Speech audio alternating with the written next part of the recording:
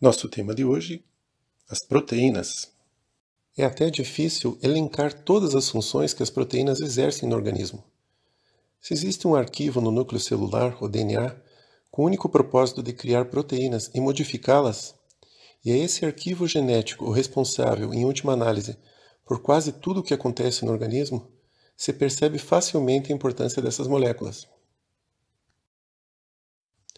Entre as suas várias funções importantes temos o transporte de compostos hidrofóbicos no sangue, a adesão entre células e a matriz extracelular, a sinalização intracelular e entre células, a função hormonal, a mobilidade, os canais iônicos, a catalisação, a imunidade, a reserva energética, dentre outras. Não esquecendo que muitas dessas funções, e inclusive outras, como a neurotransmissão, são exercidas pelos aminoácidos em separado. O Kwashiorkor, o quadro clínico de deficiência proteica alimentar, não é mais tão visto hoje em dia, pelo menos não no Brasil.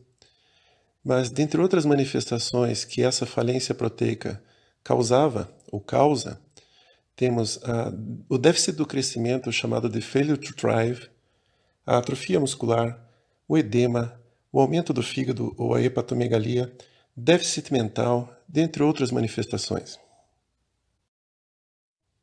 Veja que no quadro da comparação dos três principais nutrientes, o carboidrato, o lipídio e a proteína ganha de longe no preço, e é muito por isso que, em certas situações socioeconômicas desfavorecidas, o déficit proteico e as suas manifestações podem aparecer muito mais facilmente. No comparativo dos alimentos, são os alimentos de proteína de origem animal aqueles que têm preço muito maior do que as outras proteínas de origem vegetal. Mas, de uma maneira geral, como se pode perceber, proteína significa alimento caro. E onde estão localizadas as proteínas? Em todos os lugares. Por exemplo, no sangue, somente no sangue, temos a albumina, a alfa-1 antitrypsina, a alfa-1 glicoproteína ácida, a alfa-1 fetoproteína, a alfa-2 macroglobulina, a beta-2 microglobulina, a ceruloplasmina, o complemento dos vários fatores, as gamas-globulinas, a aptoglobina, a hemoglobina, o interferon, a insulina, a ferritina, o glucagon, as lectinas, as lipoproteínas, a proteína C-reativa, a protrombina, a transferrina, a transtirretina e outras. A presença de maior ou menor quantidade dessas proteínas depende muito da genética e da própria expressão gênica, do estado metabólico, da presença ou da ausência de doença, do uso de fármacos e dentre outros vários fatores. Ao conjunto de todas as proteínas do organismo dá-se o nome de proteoma. Proteoma, que é uma palavra já derivada do termo genoma, e é o genoma que é traduzido na síntese de proteínas no proteoma. Já o transcriptoma significa o quanto ou de que forma a transcrição do DNA vai se fazer na síntese proteica.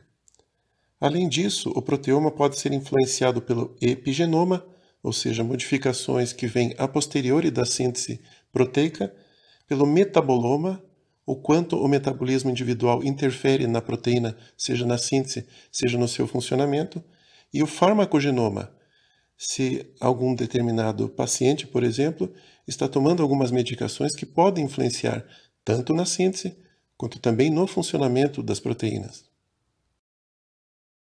São 20 os aminoácidos chamados de codificados, ou seja, aqueles que podem fazer parte das proteínas.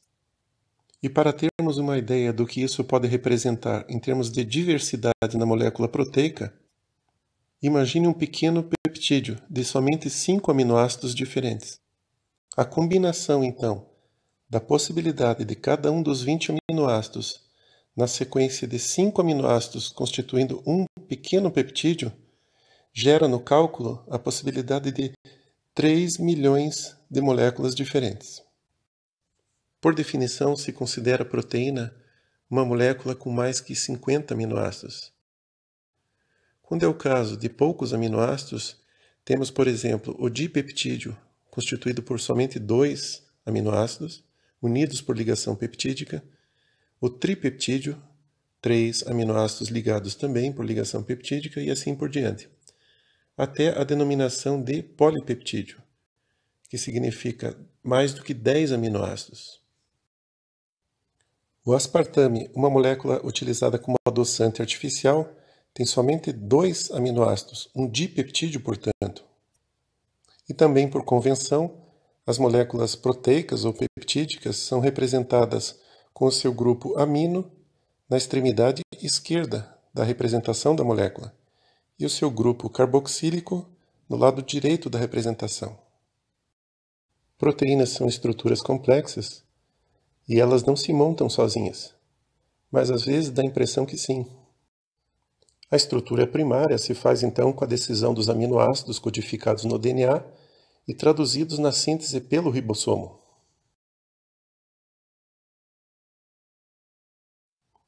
Todos eles associados pelas ligações peptídicas. A estrutura secundária é criada pelas pontes de hidrogênio, sempre somente pelas pontes de hidrogênio, que se formam entre cadeias polipeptídicas próximas, e são principalmente de 2 tipos, as alfa-hélices e as folhas beta.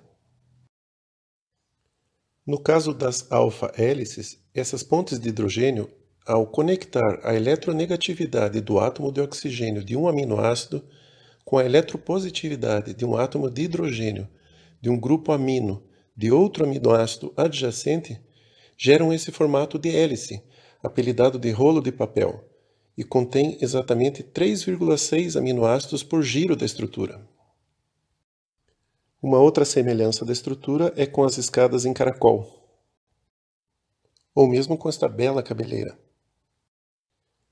E por falar em cabelo, é justamente a maior ou menor solidez das alfa-hélices na formação das estruturas terciárias, agora em ligações disulfeto, que comentaremos mais à frente, a gerar desde cabelos muito lisos a mais encaracolados.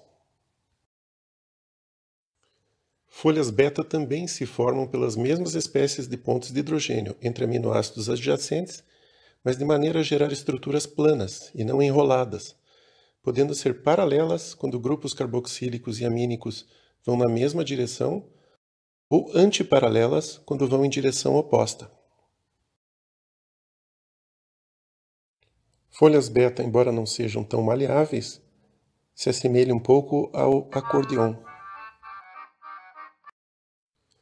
Embora nem todas as proteínas, principalmente as proteínas ditas fibrosas, tenham estrutura terciária, essa maior estruturação aumenta a complexidade das moléculas, com o objetivo de uma função também mais complexa. E estruturas terciárias também possuem muitas pontes de hidrogênio, não tão organizadas quanto na formação das estruturas secundárias, mas mais ou menos onde dá para se formar. Outra ligação importante é das cargas positivas dos aminoácidos básicos lisina, histidina e arginina, com as cargas negativas dos aminoácidos ácidos, glutamato e aspartato, nas cadeias laterais. Outro elemento de união essencial das estruturas terciárias são as interações hidrofóbicas. Aminoácidos que fogem da água, apolares, fazem como óleo derramado na água, concentram a parte apolar no interior, e assim se mantém, favorecendo a estabilidade das outras ligações. Com uma imagem emprestada da NASA, imagine que houvesse 2 satélites lunares com órbitas mais ou menos próximas. Imagine agora que esses 2 planetas Terra são 2 átomos próximos um do outro, e que as luas são elétrons. Se uma lua elétron estiver em trajetória oposta a outra lua elétron, essa diferença muito transitória de mínimas cargas elétricas dos 2 orbitais dos átomos Terra, num determinado momento irá fazer com que haja uma pequena atração entre esses átomos. A essa atração, pequena, mas no todo dos átomos próximos, com uma força não negligenciável, dá-se o nome de ligações de Van der Waals, parte das chamadas forças de London, muitas vezes usadas como sinônimos. E nas últimas, mas não menos importantes ligações que formam a estrutura terciária, temos as pontes disulfeto, união entre átomos de enxofre de aminoácidos sulfurados, especialmente as cisteínas, também, claro, das cadeias laterais.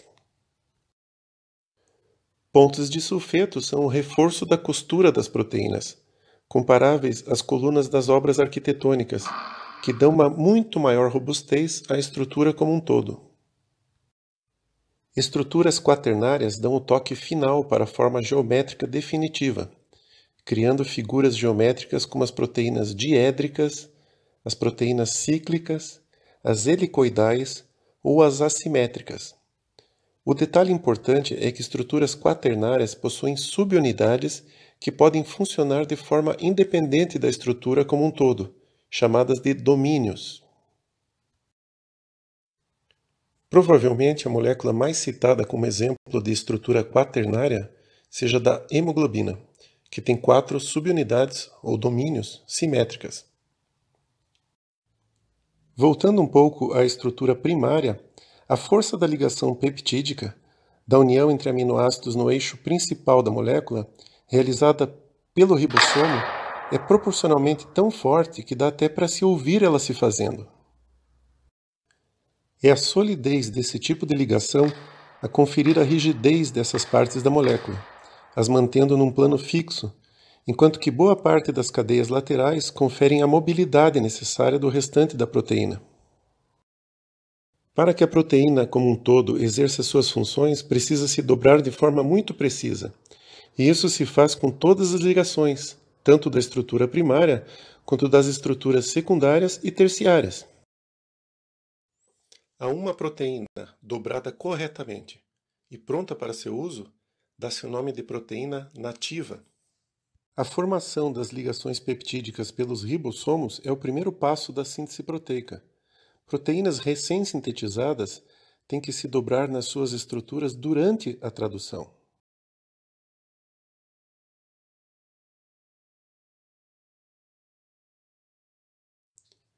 Christian Amundsen foi o cientista americano de origem norueguesa, ganhador do Nobel de Química de 1972, que postulava que bastava a sequência estar correta, a proteína seria automaticamente dobrada de forma adequada, uma sequência de ligações com ΔG negativo.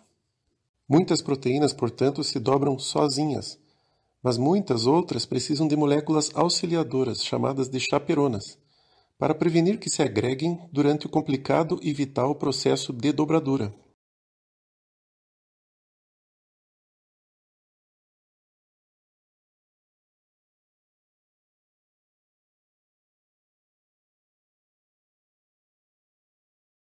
Chaperonas são também proteínas, ou mais exatamente complexos proteicos, e apresentam subtipos variados na forma e na função.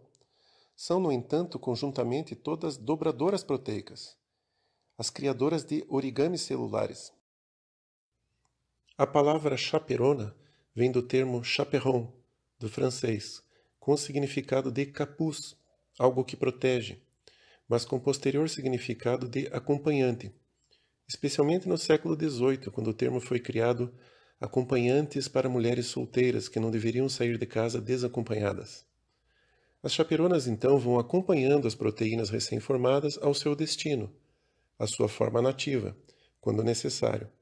São vários os tipos de chaperonas. Algumas utilizam a energia do ATP para a dobradura. Outras a realizam sem essa energia, por processos ainda não totalmente esclarecidos.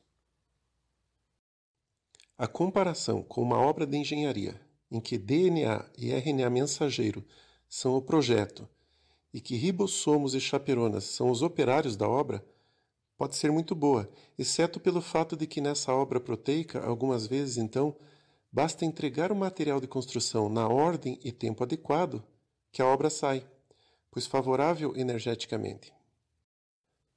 Acontece que, embora o estado nativo proteico se situe no valor mínimo do potencial energético em partes da molécula, há poucas chances de que a dobradura na molécula como um todo tenha o valor de ΔG mais negativo, visto que a dobradura é um processo guiado mais do que um processo randômico ou espontâneo. Levinthal, biologista molecular americano, postulou a tese que leva o seu nome de que, mesmo com toda a capacidade computacional disponível no mundo, não se consegue prever a forma correta da dobradura das proteínas apenas a partir dos seus aminoácidos constituintes, o que faz com que a síntese laboratorial de proteínas precise de uma forcinha de algum outro ser, mesmo que microscópico. O termo proteostase pode ser definido como o controle de qualidade das proteínas. É realizada, dentre outras, pelos ribossomos, que param ao perceber os códons, ou seja, sequências de RNA para determinado aminoácido, anômalos.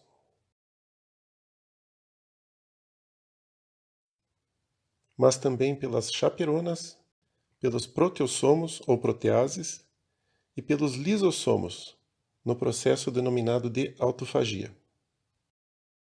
É mais ou menos, não funcionou, joga fora. Proteases são enzimas importantes que fazem a quebra das ligações peptídicas, separando os aminoácidos. E dentre outras temos a pepsina, a tripsina, a quimiotripsina, a elastase, a colagenase, as aminopeptidases e outras. Proteínas degradadas a aminoácidos pelas proteases podem ter como destino a oxidação no ciclo de Krebs, a utilização para a ressíntese de proteínas ou mesmo a transformação a outros compostos, tanto nitrogenados quanto compostos não nitrogenados. Proteases que quebram, então, as ligações peptídicas são encontradas tanto no aparelho digestivo quanto nas células e na matriz extracelular, todas elas desempenhando papéis fisiológicos muito importantes. Dentre as funções da degradação proteica estão evitar o acúmulo de proteínas anormais no organismo, neutralizar o envelhecimento molecular e, por consequência, o envelhecimento celular, o aporte energético e mesmo a regulação das enzimas. Perto de meio quilo do nosso peso em proteínas é reciclado diariamente. A maior parte, perto de 80%, faz parte do chamado pool de aminoácidos, em que estes são reutilizados para nova síntese tanto de novas proteínas quanto de compostos derivados. Uma menor parte, menos de 2%, vem de nova quebra das proteínas musculares, e cerca de 20% desses aminoácidos vão à oxidação, para a geração de energia. Na excreção ou na eliminação do nitrogênio derivado da degradação das proteínas, temos a formação da ureia como composto mais abundante, pela relativa segurança da presença de níveis mais flutuantes no organismo, até certo ponto. Em segundo lugar, mas já bem distante, a amônia. Esta com maior perigo se sai dos níveis normais, mas com função tamponante da acidez orgânica. O ácido úrico, mais como resultado da degradação dos nucleotídeos. E por último, a creatinina, que assim como a ureia, serve à medição da função renal. O chamado balanço nitrogenado tenta medir ou estimar, então, a diferença entre a ingestão das proteínas e o quanto se perde dessas proteínas na degradação, na excreção, mas também na utilização dos compostos nitrogenados na oxidação. E o balanço considerado normal é o do equilíbrio entre ingestão e utilização mais a eliminação. Crianças na fase de crescimento, gestantes e lactantes costumam necessitar quantidades um tanto maiores para compensar a utilização nos processos de síntese. Devem então ter um balanço levemente positivo, com maior ingestão. Situações de carência nutricional ou qualquer estresse orgânico, como em doenças, podem gerar um balanço negativo que deve ser evitado. A desnaturação proteica é um processo diferente da degradação pela proteólise enzimática. Ela se faz com a manutenção das ligações peptídicas que formam a estrutura primária. Significa que o número de aminoácidos da proteína se mantém intacto, mas com a alteração ou a desconstrução das ligações responsáveis pelas estruturas superiores, as secundárias, terciárias ou mesmo as quaternárias. E ela pode se fazer por fatores como o aumento da temperatura, as mudanças no pH, um dos grandes motivos pelos quais o pH não deve oscilar muito, a radiação, o excesso de metais pesados, a presença de solventes ou até mesmo modificações mecânicas. A renaturação é o processo de volta da desnaturação. É voltar a se dobrar. Algumas proteínas ainda podem funcionar mesmo desdobradas, mas na maioria das vezes uma proteína desdobrada está perdida e deverá ser degradada quando se trata de um organismo vivo. A proteína alimentar é diferente. Um ovo cozido ou frito tem proteínas que serão digeridas, na maioria das vezes melhor digeridas, pois já algo desfeitas pelo calor, e que continuarão sendo fonte importante dos aminoácidos que constituíam essa proteína nativa. Se um genoma é constituído de aproximadamente 25.000 genes, o transcriptoma, ou seja, como as combinações desses genes poderão ser processadas e editadas no momento da transcrição ao RNA mensageiro maduro, a variedade sobe a cerca de 100.000, 4 vezes a mais. E, finalmente, após as várias transformações dadas pelas modificações pós-traducionais dessas proteínas no retículo endoplasmático e no complexo de Golgi, esse número vai a mais de 1 milhão, fácil. A esse gradual aumento de complexidade até chegar à proteína nativa pronta para o uso, dá-se o nome de complexidade proteômica. Notar que mesmo em estruturas bem simples como os oligopeptídeos, poucas unidades monoméricas de aminoácidos unidos por ligações peptídicas, nunca há somente aminoácidos. Há virtualmente sempre modificações pós-traducionais, alterações moleculares de adição, clivagem, associação e outras, na maioria das vezes reversíveis, com várias intenções, como ativação, sinalização, mudança de destino da proteína, etc., e que aumentam ainda mais a complexidade, que já seria dada por si só na variação da sequência dos 20 aminoácidos da estrutura primária. A glicosilação, o acréscimo de unidades sacarídicas na proteína, é uma das mais frequentes e notáveis modificações da proteína à degradação, e a sinalização celular, especialmente nas proteínas da membrana. Formas bem distintas e importantes de glicosilação proteica. Uma é a glicosilação propriamente dita, e que, como em toda modificação pós-traducional, é realizada no retículo endoplasmático e no complexo de Golgi, catalisada por enzimas, servindo a vários propósitos nobres, especialmente a sinalização. A glicação é uma espécie de dano proteico não enzimático que acontece mais ou menos acidentalmente, inicialmente irreversível, mas com tendência à irreversibilidade nas suas fases finais. A glicação proteica está na base do que se chama de age, idade em inglês, mas um acrônimo para produtos finais ou avançados da glicação.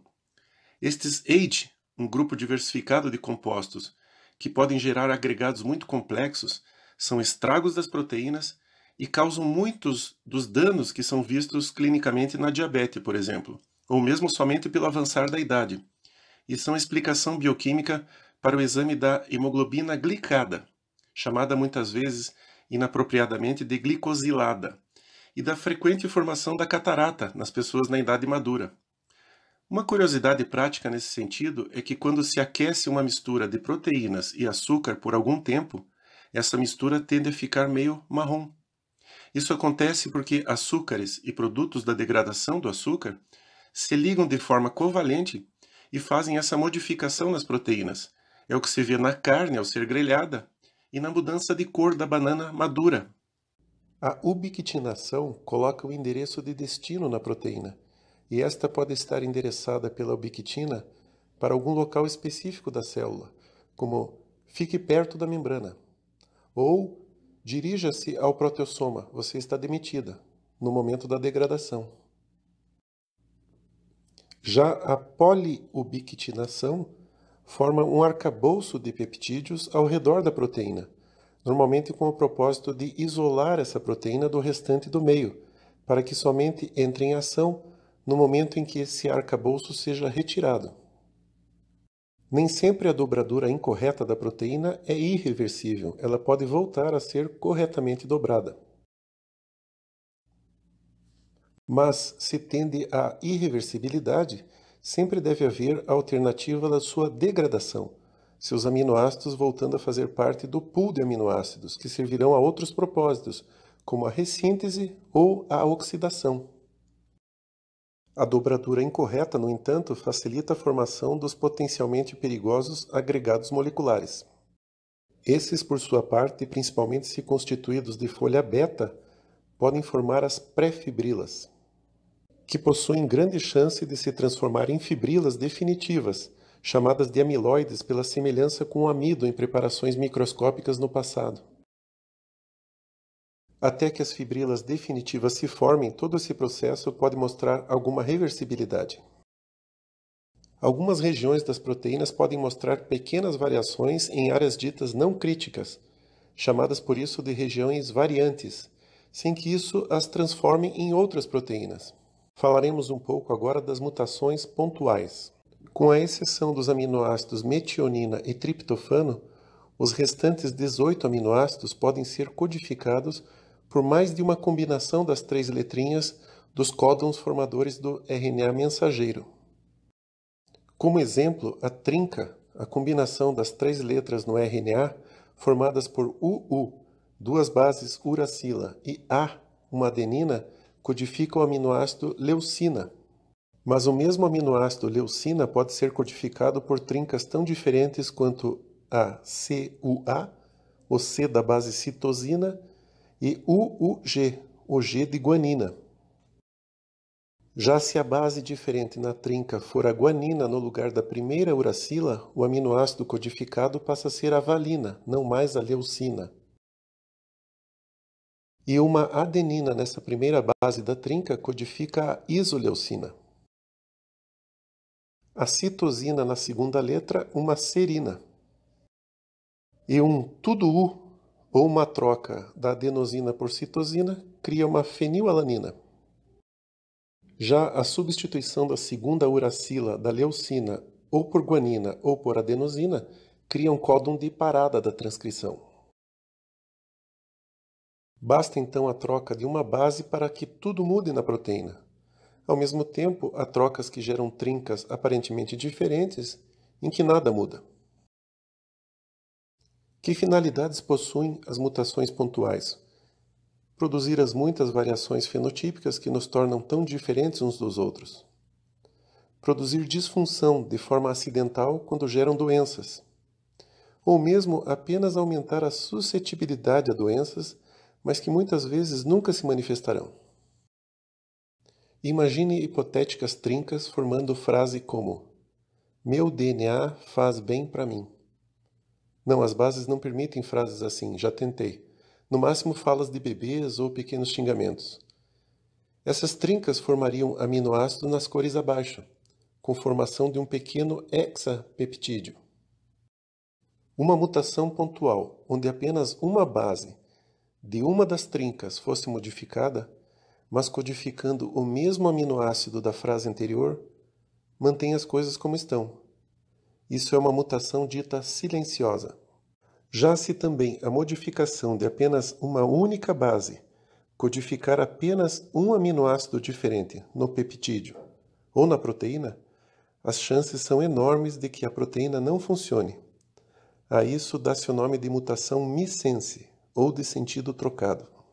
A mutação chamada de nonsense, ou sem sentido, ocorre quando há um códon de parada, introduzido de forma inadvertida, na sequência dos códons, produzindo um peptídeo ou uma proteína muito bem inviabiliza a proteína. E acontece quando uma ou mais bases são inseridas, xeretas mesmo, na sequência, criando uma confusão nos códons que viriam após. A mutação por deleção, um tipo de mutação dita mutante de matriz, ocorre por retirada ou remoção de uma ou mais bases da sequência original do DNA, também estragando a sequência e produzindo uma proteína anômala. A mutação por inversão acontece quando uma quebra cromossômica gera a inversão na ordem das bases ou nucleotídeos, e aí algumas vezes a proteína pode ter alterações mais ou menos importantes na função. E por último, a mutação por translocação, onde genes inteiros podem ser trocados entre partes de diferentes cromossomos, também com frequência alterando a sua função. O que são polimorfismos ou SNPs? Imagine que você saiu contando nucleotídeo por nucleotídeo no DNA de alguém, ou base por base, já que nos nucleotídeos as partes variáveis são as bases. Riboses e o grupo fosfato que as unem são sempre iguais. Em um ou outro desses nucleotídeos, em cerca de 1 em cada 500 a 1000, você encontrou uma base diferente do resto da população, ou mais exatamente de 99% da população. Pronto! Aí você tem a definição de um polimorfismo de um nucleotídeo único, ou SNP, da sigla em inglês, chamada de SNP, incluída uma vogal para facilitar, também porque no mesmo idioma SNP significa recorte. SNPs ocorrem tanto em áreas codificadoras de aminoácidos, onde é chamado de um novo alelo, quando podem ou não se traduzir por mutações ou mesmo por problemas nas proteínas que codificam, quanto na maioria das vezes nos introns, regiões não codificadoras.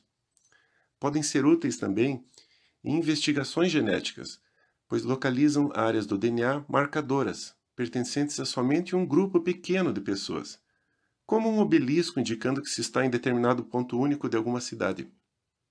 SNP, em mais de 1% da população, está definitivamente integrado no genoma populacional.